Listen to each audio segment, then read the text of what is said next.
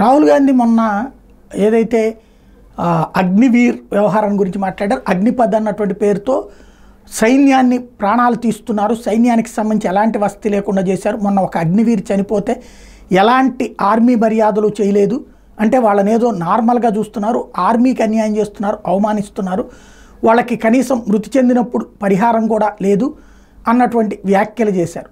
దీని మీదన ప్రధానమంత్రి పార్లమెంట్లో తప్పుబట్టడం, అగ్నివీర్ని తప్పుదో పట్టించదని చెప్పడం ఒక ఎత్తు అయితే, ఇప్పుడు ఆర్మీ దీని మీద తీవ్రంగా స్పందించింది.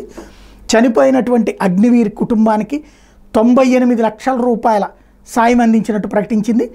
అదే సందర్భంలో ఆ రోజున కూడా రాజ్నాథ్ సింగ్ చెప్పారు, ఇన్సూరెన్స్ పెట్టాం, అది వస్తుంది, ₹1,00,00,000 ఇన్సూరెన్స్ వస్తుంది అన్నటువంటిది కూడా చెప్పారు. అది ఇప్పుడు ఆర్మీ చెప్పింది, 98 లక్షల రూపాయలు వచ్చింది.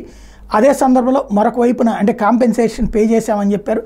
ఇంకొక వైపున వచ్చేటప్పటికి ఆర్మీ మర్యాదలు లేకుండా అంత్యక్రియలు అన్నటువంటి తప్పు, ఆర్మీ మర్యాదలతో అంత్యక్రియలు జరిగినాయి అన్నటువంటి విషయాన్ని ప్రకటించింది సైన్యం.